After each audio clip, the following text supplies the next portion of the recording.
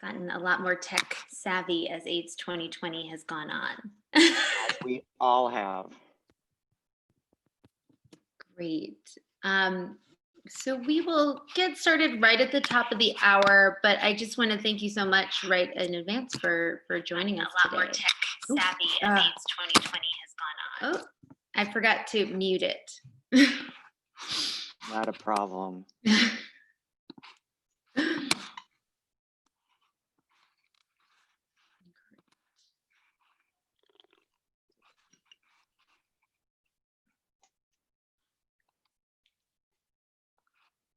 So I've gone and started the recording as we wait for a few more folks to get on the line. I do want to remind everybody that this is part of a Global Village session. So I'm Jessica Salzwedel. I'm a program manager at AVAC, and we are very excited to have Rafi Landowitz here joining us to talk about HPTN 083, which is a trial about long-acting injectable cabotegravir in MSM, men who have sex with men and transgender women. This is part of, like I said, a space that is happening in the research literacy networking zone of the Global Village at AIDS 2020. We were obviously all supposed to be together in San Francisco, but the global pandemic of SARS-CoV-2 has prevented that. I often say as sort of the start to all of these sessions that perhaps if there is a silver lining in this space, right, it is that this global village can actually truly be global, and it is not limited by the confines of who is in San Francisco with us and Oakland with us. So we are very excited for all who've joined. I see that there are a few more repeats who seem to have joined the line. Which is odd because I'm not joining in multiple places, so I don't know what's going on with that. So we will take that. I'm assuming that some of those are the co-facilitators of the group, which is Nandi from South Africa. So I feel like we're gonna, given that we are here at the moment, I think what we'll do is go ahead and kick it off. So as I mentioned, Rafi is the protocol chair of HPTN, the HIV Prevention Trials Network 083 trial on long-acting injectable cabotegravir in men who have sex with men and transgender women. He's also a professor of medicine at UCLA, and we are very excited to have him here to break down the science and to answer our questions that I know I have. We want this session to be participatory, so please do go ahead and join in both the go ahead and ask your questions in both the chat feature, and those who are joining us on YouTube, please go ahead and type in the comment section. I want to make sure that we can all get our questions answered.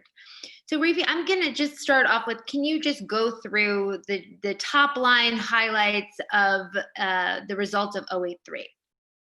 Sure, thanks, Jessica. And I just want to thank you and Mitchell and all of AVAC for inviting me to be a part of this session. It's always great to have a chance to have some conversation about the study, particularly because we weren't able to all be together and have live Q&A and chances to speak in the hallways around a conference center like we ordinarily would have been. But HPTN 083, we're very excited about the results. The origin of 083, of course, was, since 2012, we've been tremendously excited by the power of TDF-FTC oral PrEP in a wide variety of populations and contexts, and its power to reduce HIV acquisition. But of course, those benefits haven't been universally and equitably realized across all populations. And so frustratingly, it's been some of the same populations that are disproportionately affected by HIV who have not had the same benefits from oral PrEP that we're seeing in clinical trials and early demonstration projects. So young individuals, Black or African American, MSM and trans women, Latinx individuals, and so the whole sort of origin of this notion of PrEP 2.0 is something that might take away some of the structural problems with taking a daily pill, the stigma that's associated with being seen with a pill, having to remember to take a pill, having to prioritize something that's medical when people have complex other priorities in their life. What, of course, it's not going to fix are medical mistrust, racism, sexism, homophobia, transphobia, poverty, substance use, mental health issues, access, all those things that we need to work on simultaneously to really end the HIV epidemic. But 083 was designed to test long-acting injectable cabotegravir, which is a very exciting new integrase inhibitor that's being developed simultaneously for HIV treatment in combination with long-acting injectable rilpivirine. It's approved in Canada, and now it's under review in the United States, but it's being developed as a single agent for PrEP. And it has two formulations. It has a short-acting pill formulation, really that's mainly designed to establish the tolerability of the product, because with the long-acting injectable formulation, once you give it, you can't take it away. So before you give it to someone, you may want to make sure they're not allergic to it or have some reaction or side effect to it with something that you can stop it, and have it wash out of somebody's system quickly. So 083 was a randomized, double-blind, active controlled trial that was going to enroll 5,000 participants all over the world. So North and South America, Asia, and Africa, 43 sites.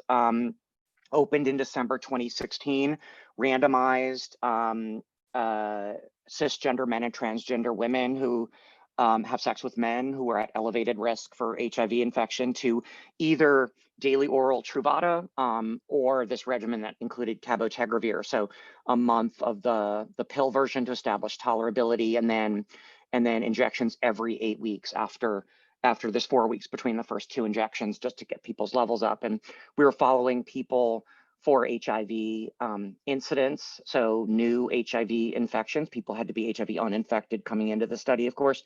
And we did careful safety monitoring, STD testing. If people were asymptomatic every 6 months, and people could be tested more frequently if they were symptomatic. Risk reduction counseling, adherence support, all of that. People got both products. One was active and one was placebo. No one got both placebos and no one got both actives. So it's what we call double blind, double dummy for that reason. Some of the press that's been reported incorrectly has described this as a placebo-controlled trial. And I just want to make the point to everyone, it wasn't, right? Because no one received only placebos. So there were placebos used in the study, but it was to make sure that people didn't know which product was active and which one was not active, so that it wouldn't bias our results in trying to figure out which product people were on.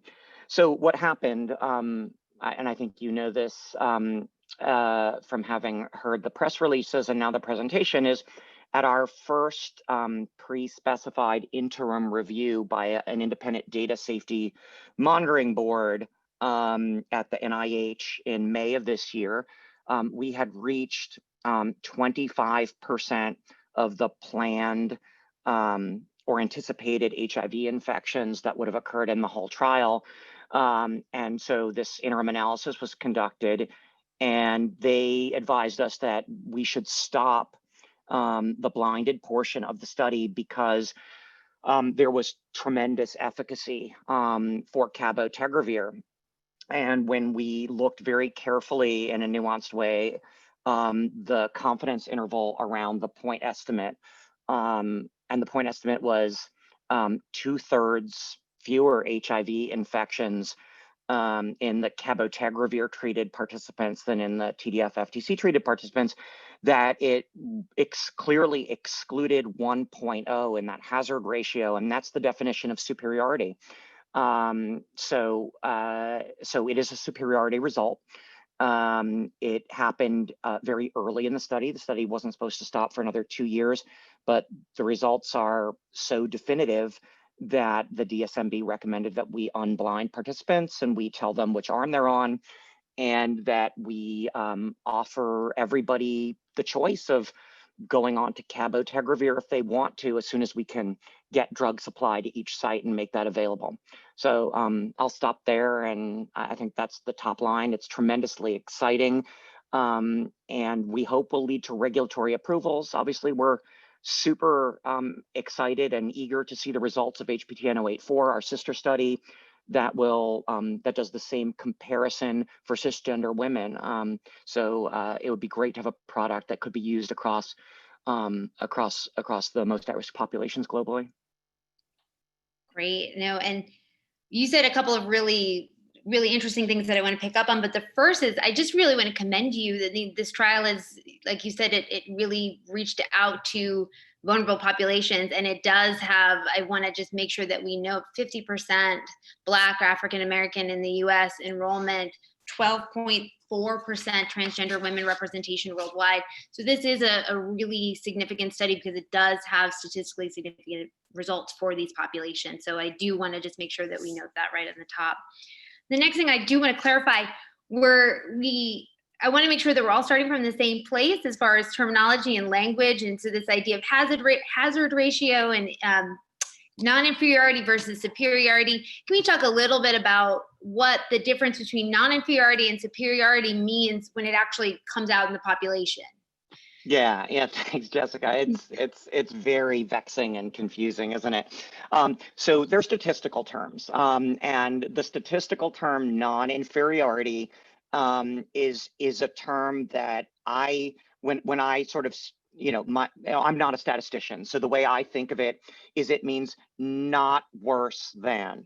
So the number one question you want to ask when you hear about a non-inferiority study is, what's the non-inferiority margin?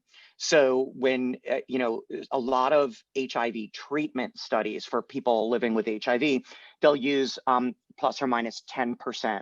So what that means is, as long as the new treatment is not 10% worse than the standard treatment, the control treatment, you're able to declare non-inferiority. Non-inferiority margins have to be pre-specified before you start the trial.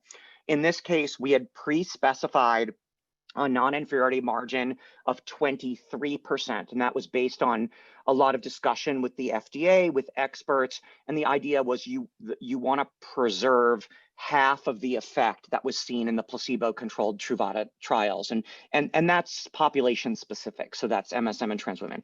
Superiority, what it really means is you can, from a statistical standpoint, declare that something is better or worse than the comparator treatment.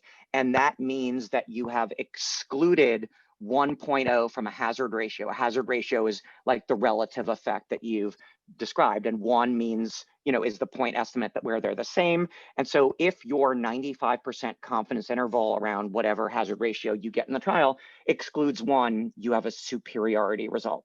So here in 083, although designed as a non-inferiority trial, the result has a confidence interval. It's really interesting. And if you watch the presentation, not only does our confidence interval exclude 1, we actually had presupposed at the beginning that we thought, because of the removal of a need for daily pill taking, that cabotegravir might be 25% better.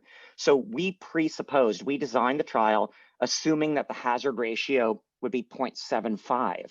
So that's 25% better. We actually excluded that too. It was, we said that our result says you were not only better than non-inferior, you were better than superior, the 1, you were better than what you hypothesized. So to me, we have a clear and powerful superiority result. Great. No, that's really helpful for you to break it down.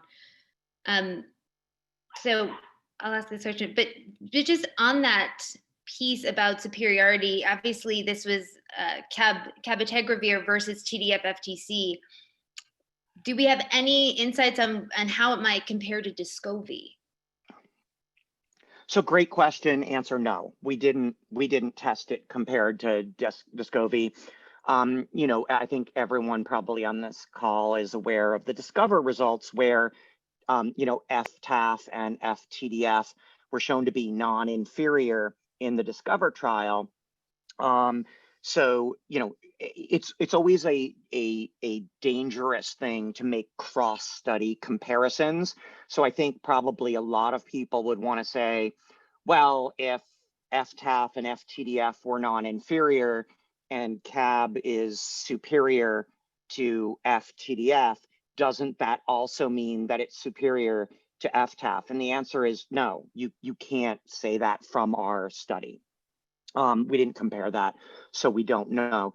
And I do want to make the point that I think the worst conclusion that anyone could come to from 083 is that everyone should switch from TDF-FTC to cabotegravir when it's available. If you prefer taking a pill and you don't have problems accessing pills and taking pills, Truvada TDF-FTC is an outstanding, highly effective PrEP regimen. We know an enormous amount about it. We know how quickly you get protection, how long protection lasts if you stop, its safety profile, how to monitor for safety, its side effects, how to manage them, the implications of resistance and how to manage that, how infrequent that is, how infrequent it fails, and why people sort of get HIV even if they're trying to take TDF-FTC, and we have an enormous safety record with it. So if you're fine with taking a pill, awesome. This is not a reason to switch. If cabotegravir sounds interesting to you, more choice is always better. And when it's available, if you have trouble taking pills, you'd rather take a shot, I think this is an exciting additional option. And to me, that's the power, is we're expanding the toolbox. This is not this is for everyone. No, and then it's such a great point. And obviously the UNAIDS report that just was released on Monday really shows us that we need more options. We need more prevention options. We need to expand that global toolbox. And FTC and oral Truvada FTC TDF or TDF FTC, I'm sorry, was taken in this trial, and people had a solid adherence, 70% adherence rate here, but we still saw 39 breakthrough infections. So I'm wondering if you can comment on what sort of the insights you can draw for the time to protection, especially because that difference between the 3 individuals who seroconverted in the oral CAB run-in versus, happened in that first month versus everyone, the 39 that seroconverted in the oral PrEP happened after that 10-week mark. So what can we say about potential time to protection or drug levels there? Yeah, so we can't say anything right now. What we desperately need the drug levels to understand that result. And one of our, as a team's, biggest frustrations was, because of the global SARS-CoV-2 pandemic, we weren't able to get shipped and run all of the samples to have that full picture in time for this presentation. But as I said in my presentation, we're working really as quickly as we can to get that information because it's so critical, as you just noted. We don't know the time to onset of protection with oral cabotegravir. It's obviously critical in those 3 cases that I presented are provocative. If you look really carefully at the timing of one of them, one of them is detected at the week 2 visit. So it's likely that that person was exposed in the first days of them starting the regimen, at which point, TDF, FTC, might not have been protective either. We'll never know. But, everything has a timing of onset to protection. The other ones, we need drug levels to fully understand what happened there. And we're going to use some sensitive molecular clocking techniques to try and pinpoint as precisely as is possible when we think people were exposed to virus to inform as much as possible that exact question. And then you can ask the question, well, what do you know about the safety benefit of that oral lead-in period? Did it serve the purpose that you wanted it to, and did it sieve out or filter out, people who might have had a side effect before the long-acting? And if there's a question of onset of protection timing, mightn't it be better just to go direct to the injection? And doesn't that have other advantages too of people who are challenged by pill taking? Why make them take a month of pills anyway, and what's the risk and benefit there? So that's something that We and of course, the ViiV team is going to be looking at really carefully to try and figure out for implementation what the best way forward for participants and patients who might use it will be with regard to that. But I think, it's too early to say anything about onset of protection, but it is notable, and I made that point in the presentation, that no one in the TDF FTC arm did present with an incident infection until 10 weeks. That might just be luck. So we just need to look at the levels to get an answer to know how to interpret that. Yeah, and so there's lots of questions coming in the chat and in the Q&A and online. And just as a reminder, this is part of the Global Village, so we do want it to be participatory. So please ask your questions. I want to ask this one from Jim Pickett just before we get too far away from it. Just the thoughts on superiority and how it gets translated into the real world. Are there concerns about sending a message that Truvada negates it up to 99%? Yeah, and that's why whenever I talk about this study, I always make that point, that I think one of the worst things that someone could conclude from 083, or most incorrect things, is that Truvada doesn't work or is anyway not an outstanding PrEP product, because it is. And I think what this underscores is, we know that Truvada works incredibly well when taken as prescribed.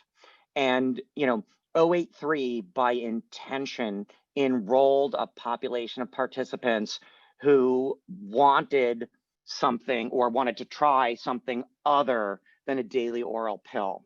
So the fact that Truvada, when taken as prescribed, does work so well, that we were able to demonstrate superiority, to me, raises this additional question. I don't think anyone hypothesizes that cabotegravir is a more potent compound by itself than the components of Truvada.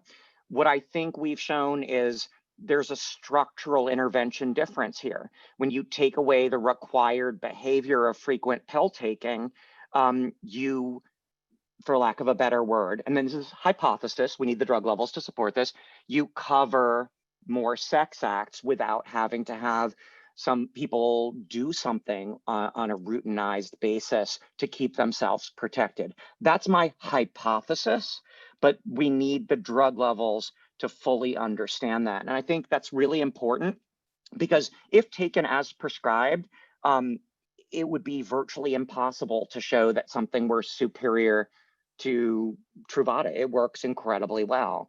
And so having the drug levels of those 39 people who acquired HIV in the TDF FTC arm, like you described, again, our hypothesis is, the overwhelming majority is, that people weren't actually taking product around the time that they were exposed. And again, we need the drug levels to confirm this hypothesis.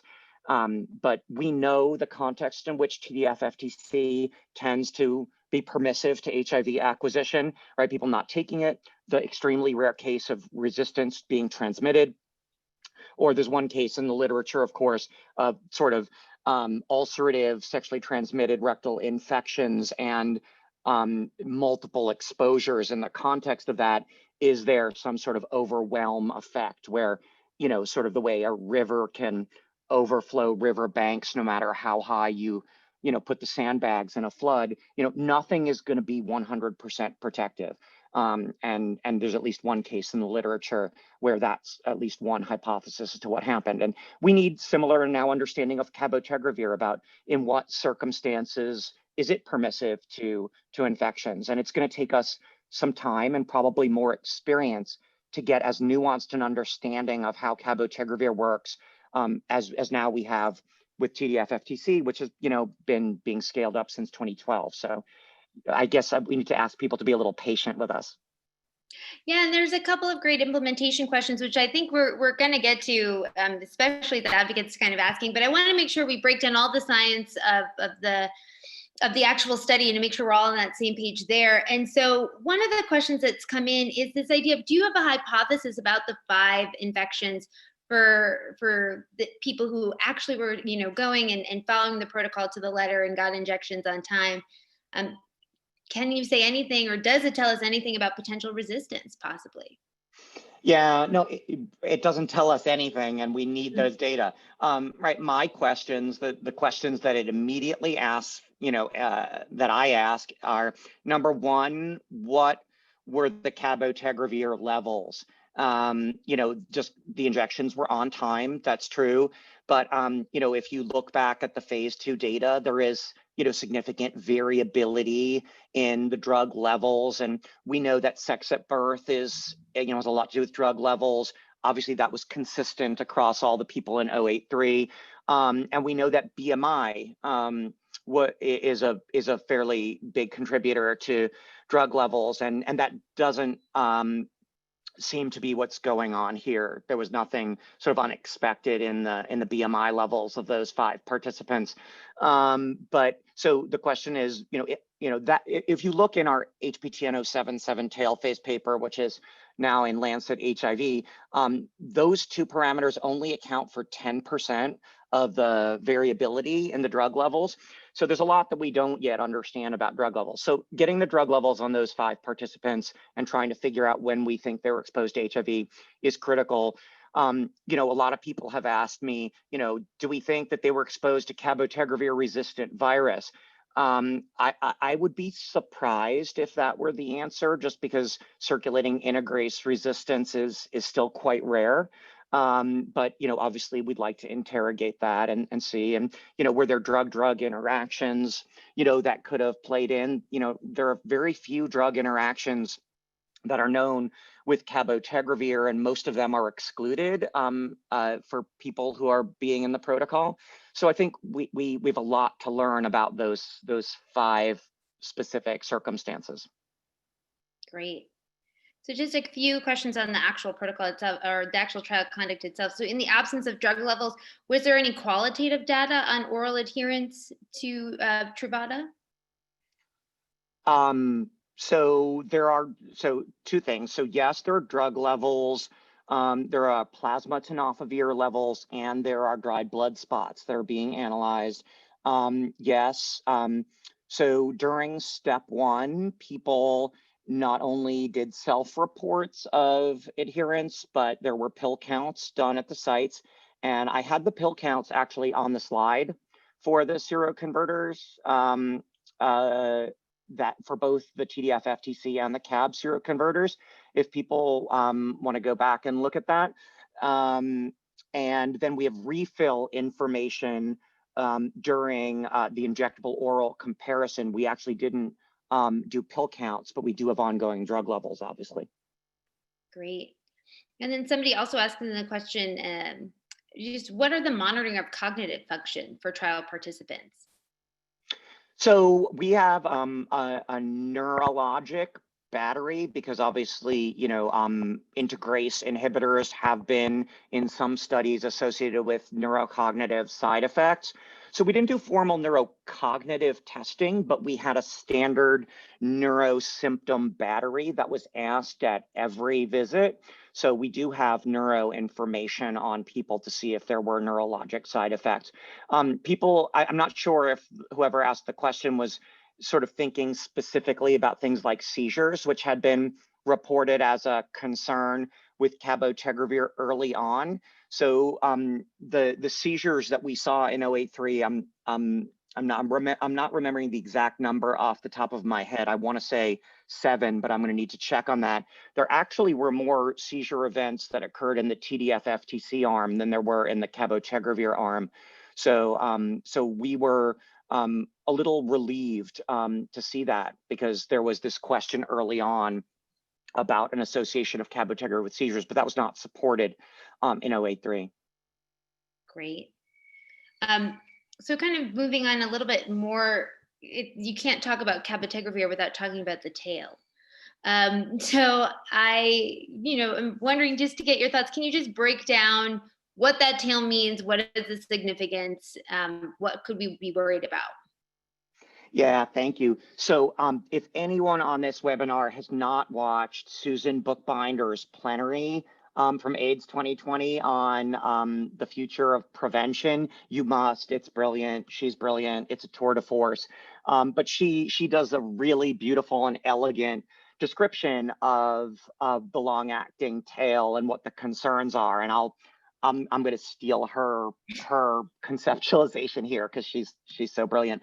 But the idea is, after, if someone decides they're going to stop long-acting cabotegravir injections, the levels go up after the last injection, and then they start going down, and they go down over a fairly prolonged period of time. And we showed in 077 that for individuals born male, that can be as long as 2 to 3 years. For individuals born female, that can be as long as 4.5 years. So it's a prolonged period. At some point, the levels are going to fall below a point where they're likely to be protective against HIV infection. Now, and I can say that, before 083 was presented, we'd say that might be protective against HIV. Now we know cabotegravir is protective against HIV. At some point, they will fall below a level that is protective against HIV, but there's still enough drug around that if someone were to acquire HIV at that point, that it might select for cabotegravir resistance.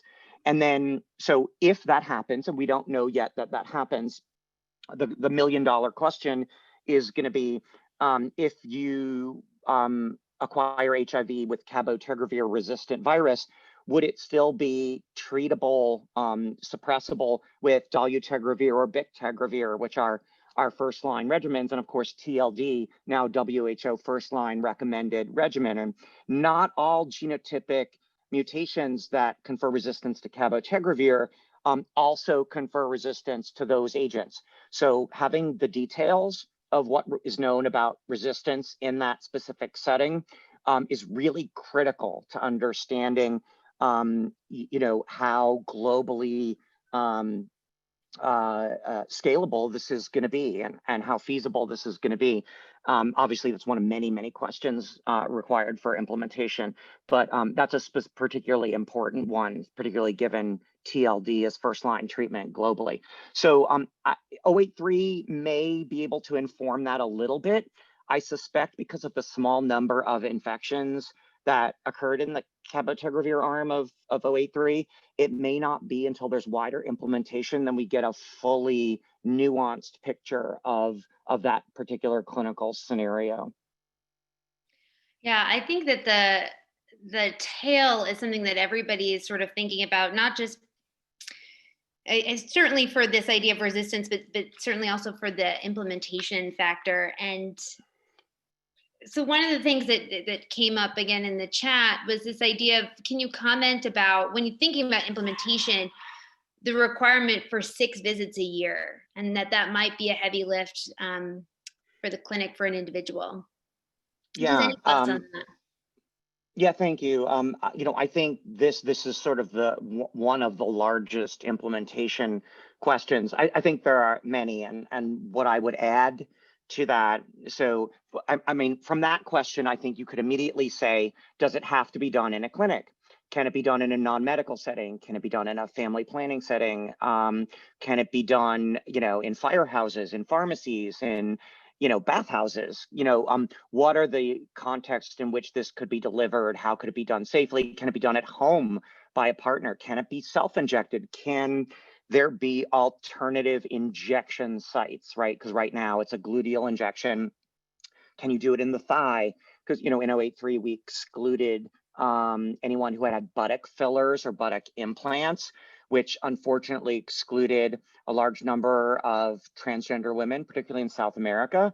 And we'd love to be able to say that we knew it was safe and tolerable and effective to do like a thigh injection or something like that. So that's another series of data that needs to be collected to make it most applicable. But I think at the moment, at least for cisgender men and transgender women who have sex with men, it's probably not going to be a schedule that's different than every 8 weeks. So figuring out how to deliver it on that time frame for this product is going to be something that implementation scientists are going to need to figure out how to work through. So can I just is that 8 weeks? Where does that come from? Because when we had a call this morning with Sinead Delaney Morletwe, who is the principal investigator of the sister study 084. Obviously, because of the global pandemic, their study sites have been disrupted, and then they've actually, based on the data, have been able to say comfortably, potentially waiting 12 weeks for some of the women to come in between injections, and no longer than that. But I'm just wondering, is that 8 weeks? Is there, and I don't mean to recommend a grace period, but does the data support longer spaces between injections? Yeah, fabulous question, and thanks for posing it. Answer: for individuals born male, no. What we learned from ACLAIR, which was the phase 2 study in US-based men of cabotegravir, was that for individuals born male, the levels dropped below at least what we anticipate are going to be the levels for protection in about 30% of people when you got past about 8 to 10 weeks. So for individuals born male, no, it's going to be an 8-week drug. For individuals born female, the data does support that the levels may stay higher for longer. But the thing that we don't know yet, and remember, we don't know the efficacy results yet from 084.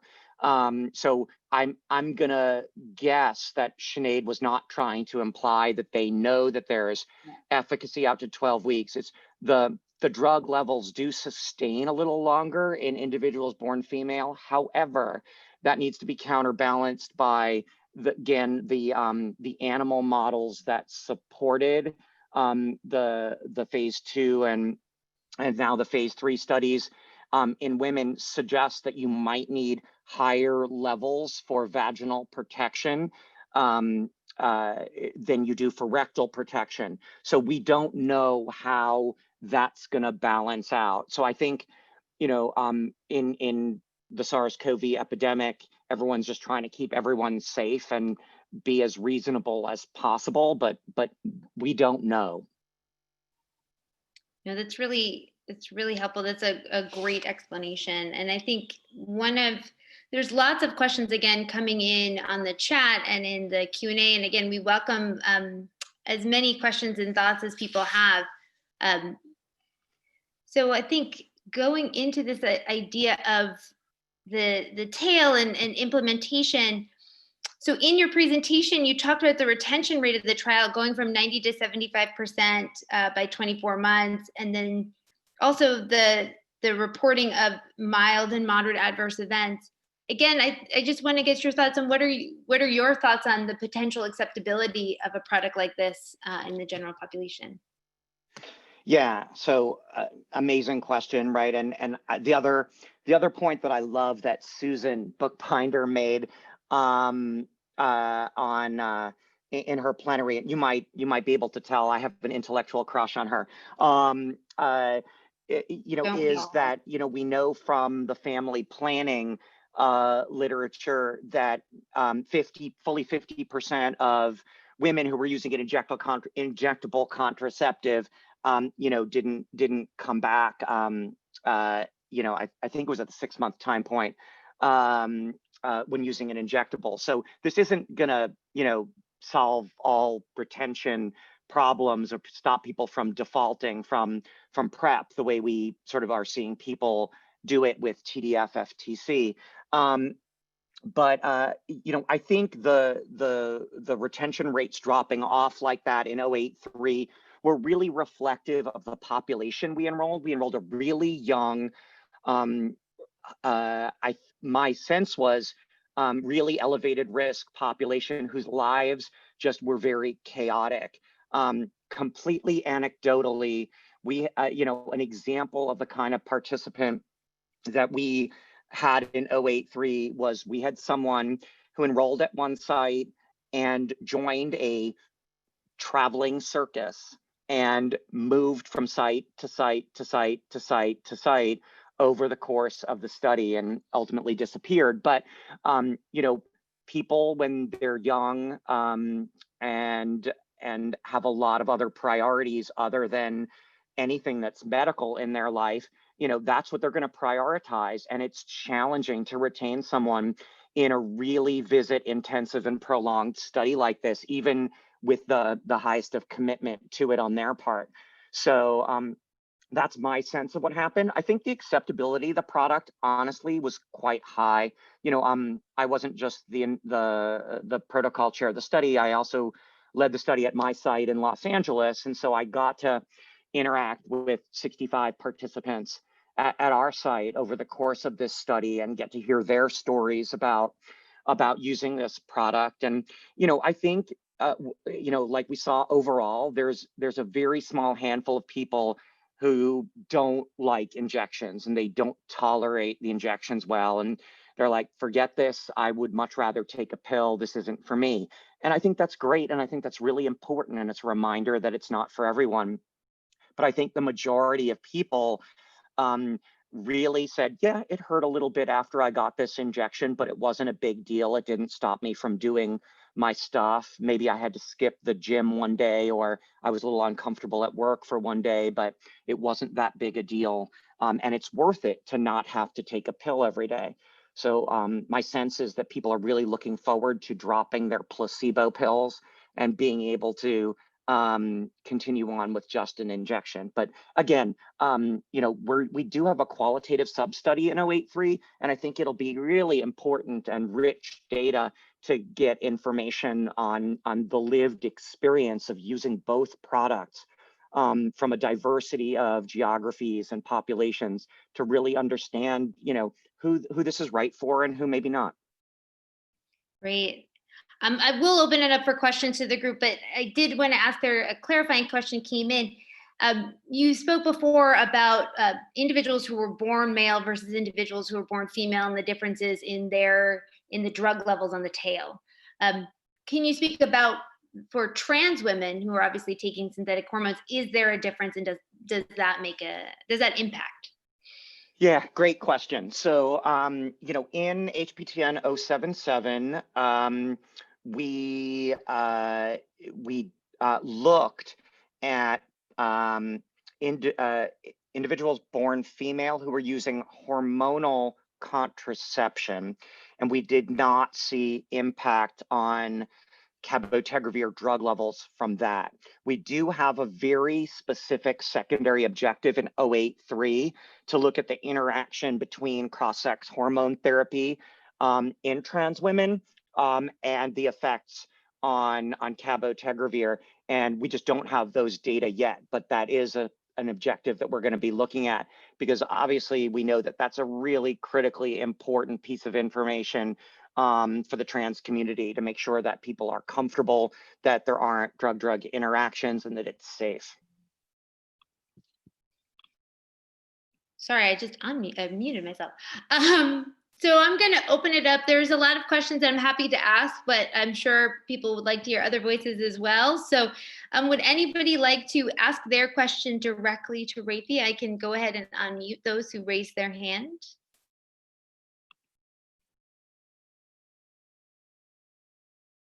And just while we wait for those folks who do want to speak, somebody did ask, is CAB-LA going to be used in multi-purpose products? So against STI, HIV prevention, contraception, yeah. So great question. Obviously, we'd love it to be all things for all people. I really need to defer to my colleagues at ViiV for what is possible versus not in terms of co-formulation. I have heard some discussion about a combination contraceptive cabotegravir product. I'm not sure where in development that is. And,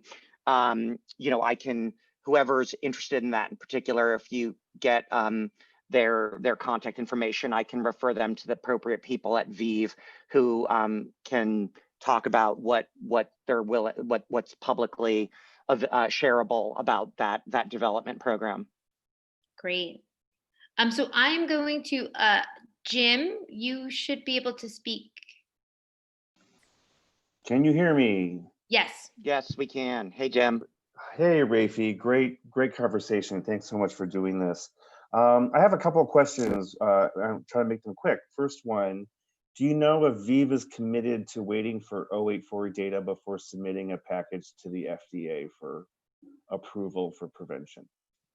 Yeah, thanks. You know, a lot of people are asking me that question, and I do not know what their plans are regarding filing, and I need to, unfortunately, and please don't feel like I'm trying to avoid the question, refer you to ViiV about that. I know some people are telling me that some folks from ViiV have gone on record and saying that they're planning to file in early 2021. I have not heard that myself, nor actually seen that in print, but some people told me that it was in something that was in the press, but I actually don't know. I've not been involved in those conversations. Thank you. I kind of guessed that might be the answer, but I wanted to just see, The other thing that I found interesting, so first of all, kudos on having a young demographic in the study and a diverse demographic. We've certainly seen examples that were the opposite of that. So kudos to really doing that well and to having robust trans representation. What I found interesting though was that, the trans representation in the US was lower compared to other areas. And I'm wondering what's going on there. I mean, are there more women in the US, as you mentioned, in some South American places that have butt fillers, or is there something else going on that we're not engaging trans women in the same robust way that, for instance, it seems South Africa and Thailand did? Yeah, it's a great question. I'll be honest with you, Jim. I was happily surprised that we did enroll as large a proportion of trans women in the US as we did, because I don't think that the best way to answer these questions for trans women is to include trans women in the same studies as cisgender men who have sex with men. I think the community would be better served by separate studies by, for, and about trans women. But given that this is the way we chose to do 083, I do think that we have a lot of work to do to continue to engage with and gain the trust of the trans community in the US. I don't think it was a buttock filler issue in the US, at least not that we heard. That was much more of an issue, honestly, in South America. So my sense is that we just have a lot more work to do in terms of serving and engaging with our trans colleagues better. Thank you for that. Thank you very much.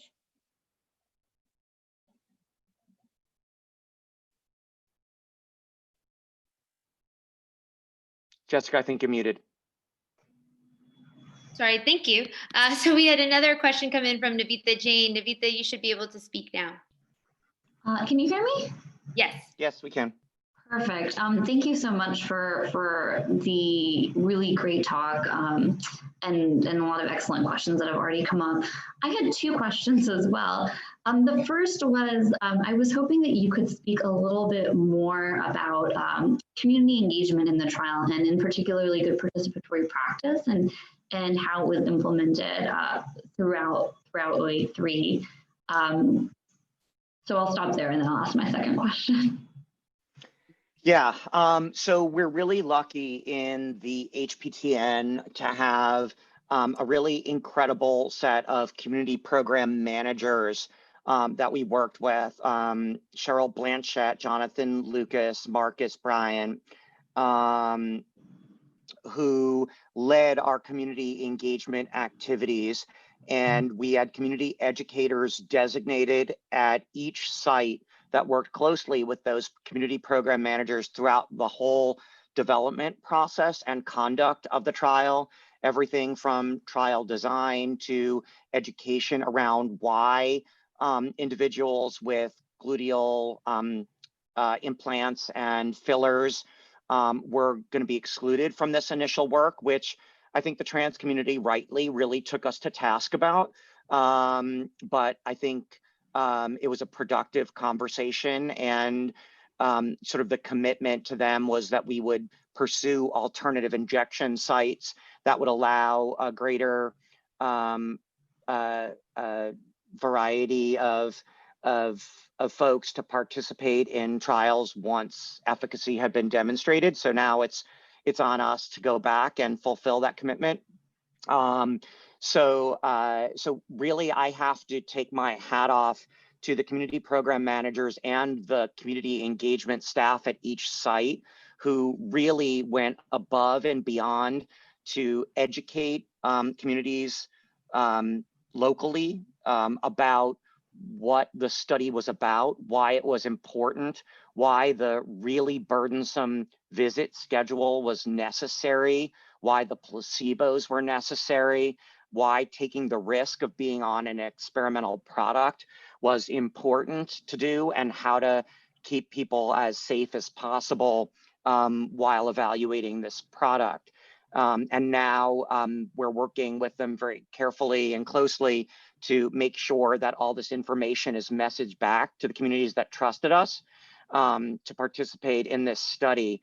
But really, let me just add to that, an enormous number of the investigators of record and site teams were incredibly involved in understanding and implementing this mission that we sort of set forth from the beginning, that this needed to be a study for everyone who is at risk, and not just the easy, usual study participants that are most often willing and most frequently enrolled in these sorts of efficacy trials.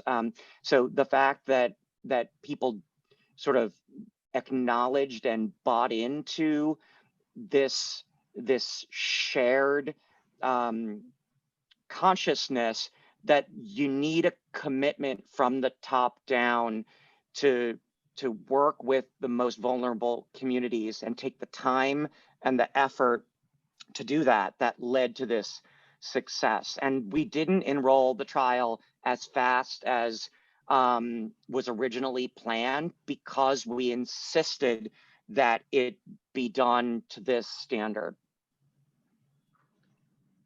Thanks so much. I know you had another question, but I do just want to emphasize it really does speak to the testament of community engagement that there was such high enrollment of transgender women as Jim was saying, in South Africa and in Asia.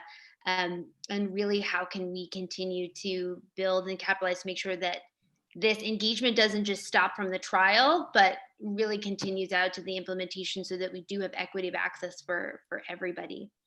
Navitha, I'm sorry to have cut you off. Please do ask your other question. No problem at all, Jess, and an excellent point. So my second question related to, different populations and ensuring access. I'm curious if you could speak a bit to any plans or discussions that are happening. I know we're waiting on 084, of course, but curious about what a product pathway could look like for pregnant and breastfeeding women in particular, and if there's been any conversations around that. Yeah, so that is a fabulous question, and I am absolutely the wrong person to answer it.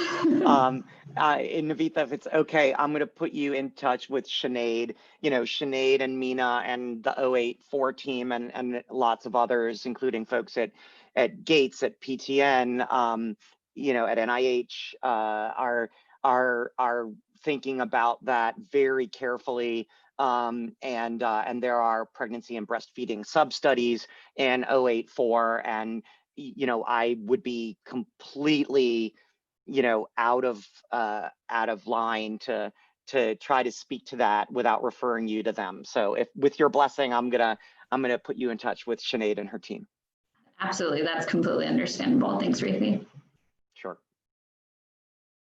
Great. Well, I know we're getting to the top of the hour, and we probably won't be able to get to all of these amazing questions that are really coming in from a variety of different platforms. But I did just want to ask one additional clarifying question that has come in. So in terms of this is really about long-term use. Long-term use related to depression links. So similar to DTG use, over 2+ years of depression has been seen in patients. If this happens with CAB-LA, what will we do to get the drug out? 53 weeks of drug level is a long time to live with depression if the drug is the cause. Completely agree. So the short answer is there's no way to remove the drug. There's nothing to do about it. We just need to understand it and plan for it. I will tell you that because of that, we looked very carefully at depression, suicidal depression, suicidality, suicide attempts in 083. And our DSMB looked at that prospectively throughout the conduct of the study. And, the median time that we followed participants was 1.4 years, but some people were out, to 3 years of follow-up on this product. Not a huge number, but some were.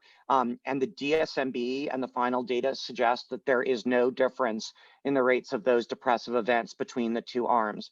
There are fairly high rates of depression, but some of that I think is not different from the population level estimates for this population of extremely young and at-risk cisgender men and transgender women who have sex with men. We've looked at the population level data for this segment, and at least to the data that we've been able to access, the rates in 083 actually are lower overall in both arms than the population level estimates. So I'm not sure to what to attribute that. I think maybe it's a sign that, being a part of a clinical trial has other therapeutic benefits potentially of support, which I think sometimes we forget that the attention that being in a trial like this can afford people who wouldn't otherwise necessarily be linked to or attached to the healthcare system really can't be underestimated. I think we know that intrinsically from some of the trials in sub-Saharan Africa in women and young girls. We saw that the ancillary care that surrounds the trial, has tremendous benefit to participants. But I think that could be an example in these MSM and transgender women trials that maybe we haven't quite as much appreciated. Great. It's such a great question. And I think it really leads into, I think, our final question as we're getting very close to the top of the hour, which is really, there's more to do and there's more that we as advocates need to do to hand off. So I guess my question to you is, what is your message to advocates as the next step? What is the charge that you're calling from everybody here? Well, I will tell you the charge that I love is the charge that we need to continue the demands that future prevention studies have this or greater levels of equity in the enrollment, and that this commitment to equity for access continue from the trial forward to implementation. I would love all of your help in making sure that everyone understands that this superiority result in no way impugns or lessens our confidence in TDF-FTC oral PrEP. It's an incredible drug. I think it's an incredible resource. And the fact that it's going generic in the United States and is available cheaply everywhere, or in a large number of places that have regulatory approvals, can't be underestimated in its power. And so we shouldn't give up on that and abandon it for this. Toolbox, another tool in the toolbox. That's the right conceptualization. Both drugs work. This drug works better probably for people who don't take pills as well.